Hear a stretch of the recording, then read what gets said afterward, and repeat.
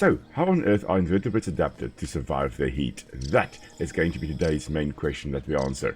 Welcome everybody, my name is Will, I'm an ecologist by training, and this is An Ecologist Plays Grounded 2. And before we do that, well, we have got our trick-or-treatery here that has got something for us, and it is... oh, it was a treat indeed, that is lovely, okay. We got some spicy shards from that, that is marvelous. Now, today, we are going to the fire pit area, which is right up here. So we are going to experience a lot of heat, and in order to survive that, we do need other armor. Let's just grab here from the equipment bin our sizzling circuit, our sizzling robe, and our sizzling boots. There we go, that will be our armor for today. And well, I do see Pete still has little Voldemort on the back of his head there. I thought that was fixed. Apparently, that was not. But anyway, at the end of today's episode, I'll also chat about what's coming up next week. A little special treat coming for you there. So, let's head on out to the fire pit area. Let's see what we can find there. But first of all, let's talk about heat and invertebrates. Because, well, invertebrates are cold-blooded. They are what we call poikilotherms, meaning that they get their body temperature from the environment that they are in. And let's actually attack the ant here, because I do need to get the gold card. Not that I got it there, but anyway. And another one here. Nope, still not. Right, so anyway, they are poikilotherms. They are ectotherms. They do need warmer environments to actually heat up their body. In colder environments, that's actually a bit more of a problem. See my previous video to see how they are adapted to colder weather. Didn't go through all of the adaptations, though there are actually quite a few more that I didn't discuss, although I have been discussing some of those in the shorts that I've also been releasing. So, a bit of heat, though, is not bad for invertebrates. It does mean that they can heat up a bit and they can actually go about their business. But too much of a good thing is still bad. And with invertebrates as well, they will start desiccating. They will dry out if temperatures are too warm. So drying out is a real problem, is a real threat to them as well. Now there should be a bombardier beetle here, which means I should be able to show you, or at least talk about, one of the adaptations that some beetles at least will have. There's a stink bug, okay, that's not what I was looking for. Oh well, you know what? Let's, it is still an exotic, let's go try and take it out. Especially since it is sleeping. Here we go. No stink for you. Ooh, cockroach.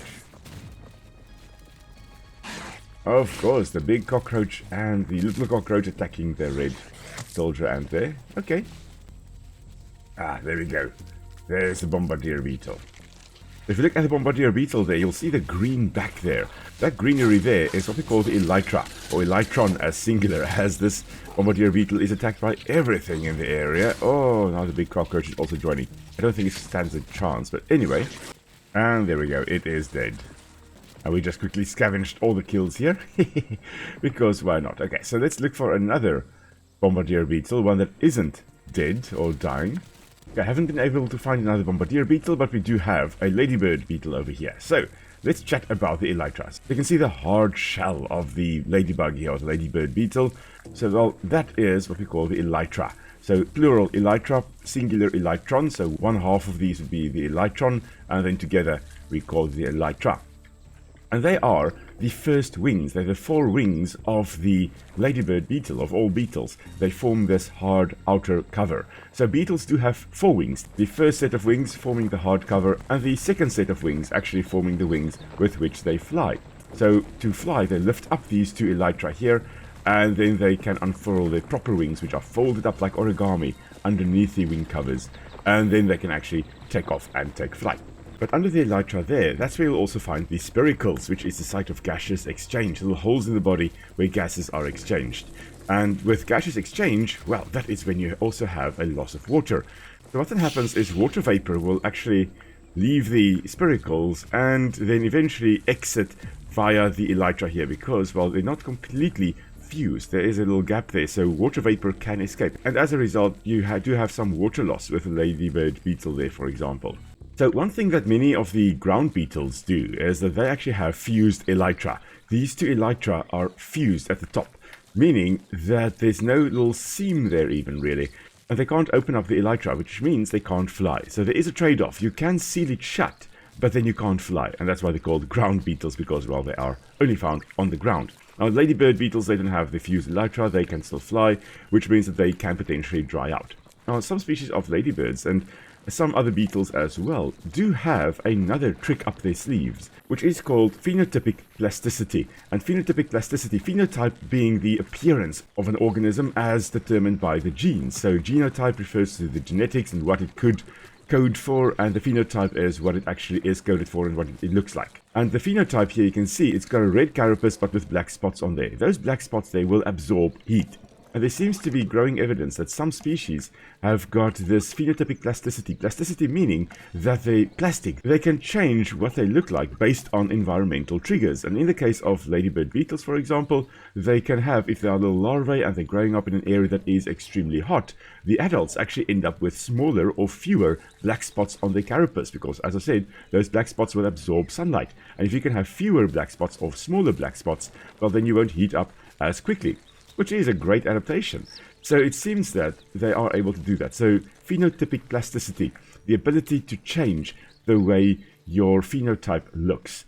And that generally is based on what the larvae experience that will then determine what the adults actually look like. Still very, very cool. So remember, plasticity, plastic, you can kind of mold plastic into all kinds of shapes. That's where the word also comes from. It's able to change or shift. Some species can shift when they're adults. Some species will shift only if they are exposed to certain conditions when they are young. We also see that kind of in plants, where some species will have little white specks on them. And, oh, okay, Yolked Girth magazine ad. Oh, I haven't seen this one before. So some plants can change how many white spots they have on the leaves based on... Oh, I think I found... Yeah, I found some kind of little spot. Oh, hello. I didn't see you there. Are you going to come in? Oh, wow, okay, you can come in. Okay. But you can't quite get to me. Well, you can, perhaps. Alright, at least it is dead, but now we do have the little cockroach. Oh, it's also dead. The nymph is also dead. Great stuff. Some nice spicy arrows we can grab here. And there is some kind of tunnel under construction. Okay, so we can't go there. So those are the first adaptations that some invertebrates, that some beetles at least, can have. A fused elytra and then also have lighter colored elytra.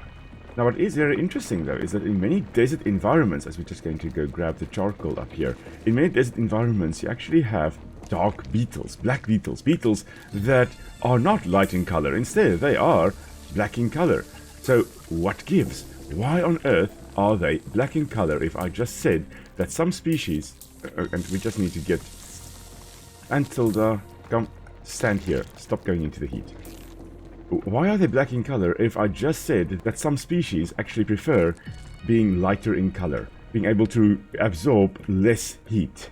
Well, they actually do want to absorb more heat, some species at least, like this little beetle over here that I've got up there. That is what we in Afrikaans call a toktoki, meaning little knock-knocker, I guess is a good name for it.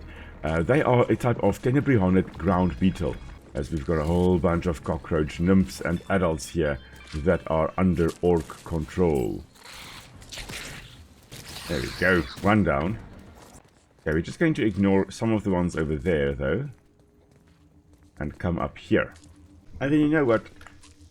Let's do this.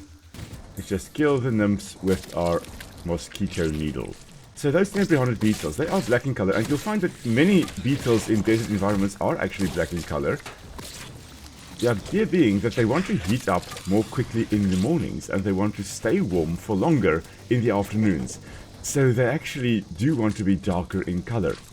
And heating up in the mornings by being black in color, heating up more quickly in the mornings by being black in color, and staying warmer later in the afternoon by being black in color, means that you are able to evade predators for longer, so earlier in the day and until later in the day. And you can evade predators and find food later in the day as well. They do want to absorb as much sunlight as they can those times in the day. So what then prevents them from overheating in the middle of the day? Well, those tenebrihornet beetles, again, they also have the fused elytra, meaning that they don't lose water as much in the middle of the day due to respiratory losses, because water vapor will accumulate under their elytra making it a nice humid environment, and then they lose water more slowly. That is what I also forgot to mention, is that as water actually accumulates under the elytra, and of course we are being attacked now, as water accumulates under the elytra, it results in a more humid environment. As it becomes a more humid environment, water gets lost more slowly from it. So that's a nice adaptation there. As we're just going to come for this molar over here, just come and grab this. I know there is a bombardier beetle as well, which I'm not particularly fond of the idea, although I think it is stuck in the rocks, which is fine by me. Although it can still, I think, throw a sizzling liquid out. Yeah, it can still do that. Okay, so we're just going to avoid that for a bit. And you know what? Let's drink a smoothie to cool us down. I got Mantitos for a reason. There is also something I do want to grab. Okay, first of all, we do want to grab more charcoal. But there's also something we do need to grab in the very hot part. Is somewhere. Just need to figure out exactly where that is. Oh, you're running up to cool down, but this wouldn't actually be cool. This would be a very, very hot area because, you know, hot air rises. There is that orc bombardier beetle. I haven't killed any of them, and I'm not sure whether we'll be able to sneak up on this one, but let's try nonetheless. Oh, there are some more nymphs up there. Okay. Hopefully nobody spots us as we sneak up on this orc bombardier beetle, and there we go. Okay, not a lot of damage done to it though. As we just fall down because I... there we go. There we go. Finally got it out. I think it is around here somewhere, perhaps. Maybe not here. I think it's in here. Yes, it is in here. There we go. The heat wave. As we're just going to drink something for our sizzling. And we also just come up again here. Run up here again. Just get away from the heat. That went quite well, I think. Could have gone worse. I actually expected to die a bit there. But anyway, how do those ground beetles, those tenebrae beetles that absorb sunlight in the mornings, that are black in color, how do they prevent themselves overheating in the middle of the day? Well, first of all, what they will do is they can secrete a droplet from their backsides, which will then evaporate. And as that then evaporates, that will then cool down the beetle. Basically like sweating for us. They will use evaporative cooling to their advantage. And yeah, there is a cockroach queen up here, of course there is. So I guess let's go take her out. Oh, yes, I forgot, she does sizzling as well. I haven't fought her in ages. Hello, Queenie. And your nymphs as well. Of course there are nymphs as well.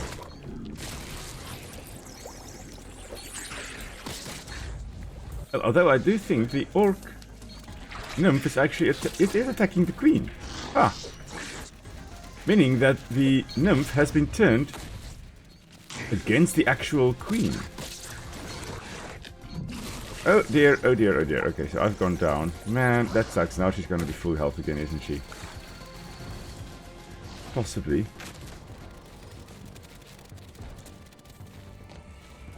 Possibly. I can see that her health... Yeah, there we go. Her health is regenerating. That was unfortunate. Let's try that again, shall we? Here she is again. Let's go for round 2, shall we?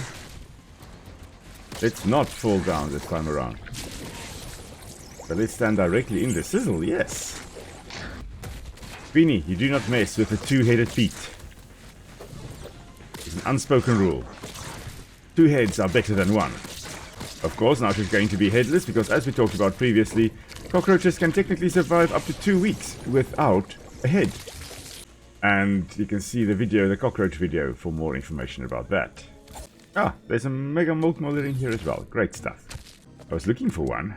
Okay, so back to the beetles and why they don't overheat in the middle of the day if they are black in color. But first of all, as I've mentioned, they can secrete a droplet from their backsides, which then evaporates and cools down the beetle. But apart from that, they can also, of course, just go and stand in the shade, which is generally an easy strategy to use. Just go stand in the shade, then you can avoid overheating. But also, if you look at many desert environments, in the middle of the day, when it is at its hottest, well, that is also when there is a bit of a breeze blowing. And if the wind is just blowing at about 10 kilometers an hour, then they have found there's no difference in the body temperature of a beetle that is white in color versus black in color. So then being white in color doesn't actually give you a benefit, even in the middle of the day. So in essence, with those beetles being dark in color, it helps them by allowing them to become active sooner in the day and remain active for longer, but they don't have in the middle of that day really that downside, if there's a bit of a breeze blowing, of overheating. But even if they do, well, of course, you can go and stand in the shade, but then, even if your body temperature is still too hot, you can have more of what we call heat shock proteins, which are proteins that prevent, and there we go, little scorpion coming after us, they're proteins that chaperone other proteins, and they protect them against denaturing. Because proteins, well, the problem with being too hot is that your proteins start denaturing, they start breaking apart, and they can no longer function the way they are supposed to. And what these heat shock proteins will do is they will bind to them and protect them and prevent them from actually being degraded, prevent them from breaking apart. And they're called heat shock proteins because, well, they will increase in number in the cells if an organism is exposed to high body temperatures. So for desert animals, these heat shock proteins would be very, very important. And oh my word, we just unlocked the moon buggy. And I honestly don't know how I did it, but there we go. We've got a... accidentally. I don't know. I know there was a way to get it, but I honestly can't remember how you get moon buggy, the ability to jump this high. But I was just fighting that mosquito, and you guys saw that. I mean, and then when I climbed up, we're now able to jump. Whee! This is amazing. Okay, so honestly, I don't know, but there we go. We've got moon buggy. Ah, perfect. Alright, so we're just going to sleep though. And we're just going to tell our moon buggy to just, you know, stay there. I'm not sure whether she'll still be a moon buggy by the time we wake up, but let's see. Okay, it is daytime again. We're just going to get some water, and I think we are probably at risk of being attacked by the stranger again. I know one can do the mixer to stop the attacks, but we're not going to do that yet. I'm fine just, you know, running away if we need to from danger. Alright, so adaptations. Heat shock proteins, they can increase it if they are exposed to even higher body temperatures, or if the body temperatures rise too much. They can have fused elytra, which then traps moisture, which prevents them from dehydrating. They can go sit in the shade somewhere. Those are some of the main adaptations that a lot of these desert invertebrates will actually have to protect themselves against the warm conditions, against the heat. Let's see, is Antilda still a moon buggy? No, she isn't. Ah, pooh. Unfortunately. Well, it was fun while it lasted. But now it is time to tell you what is coming in the next episode. So let's head on over in that direction to go grab something that we will need for the next episode. Oh, hello, Wolfie.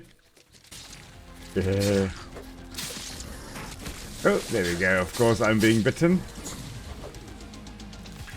No, until they don't attack him now. There we go, okay.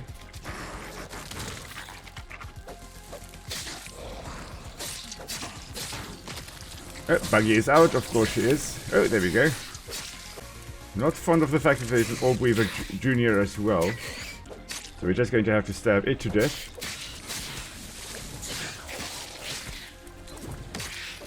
And then the wolf spider was kind of stunned there. Great stuff. Haha, no.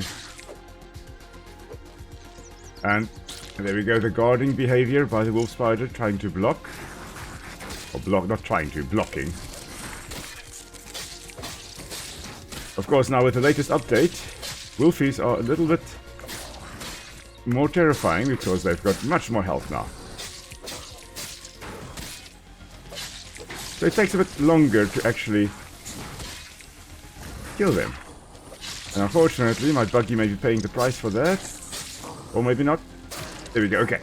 Buggy, Antilda. There we go. Don't worry, I've got you. Oof, just in time. Oh, hello, Wolfie. Oh, hello, Orb Weaver and Larva, of course. Of course, there's all the chaos happening here. Oh, and there's another larva. Okay, I'm just going to abandon everyone there. There we go, grab the wolf spider there. There we go, okay. Still alive.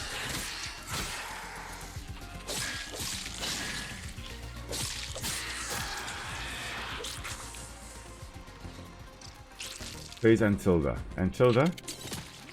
Oh, there we go. There's Antilda. You killed my buggy! There we go. Yo. Okay, so that all happened. But we survived. Oh, of course, there's a stink bug as well. I'm gonna just avoid the stink bug. I don't want the stink on my hands as well. Come on, now I'm stuck. I ain't got time for that. Because we are heading over here. This is what I was looking for. Haha. Okay, so I don't think we're being chased by the stink bug anymore, which is great. So, there we go. That is coming up next time. So we have got a mygalomorph spider over there. We've got a tarantula that we are going to encounter. Now, there is one problem there. That is not a mygalomorph's fangs. I mean, the mygalomorphae, the baboon spiders and tarantulas, they don't open up their fangs sideways. So that there is actually a typical araneomorph bite, more akin to the orb weavers than to the mygalomorphs, than to tarantulas. But this was the home of Axel, the tarantula that we are going to be fighting next time. So if you don't want to have that fight spoiled for yourself, then maybe you should give the next episode a bit of a skip. But here we go, this was the terrarium of Axel. So Axel being a massive tarantula, there's a nice little tarantula chunk over here. Most likely as the terrarium fell over, Axel got injured a bit, and well, a piece of their hairy covering fell off. And there we go, so we've got Noah's Pet Shop with a resin trunk bought for the terrarium, live cockroaches, so the food for the tarantula also bought. And there we go, we now have the recipe. So that means I'll be able to go make the bait for Axel, and then next time we are going to fight Axel. But thank you very much everyone for joining me on a little adventure here. If you know of any other ways that invertebrates use to actually not overheat in hot conditions, please do let me know. If there are any that I missed, I'm sure there definitely would be, but I just thought these are the main ones that I should be talking about today. And of course, if you've got any questions, please do pop them down in the comments below and I'll be happy to answer as best I can. And until next time everybody, stay safe. I'll see you all soon. Cheers!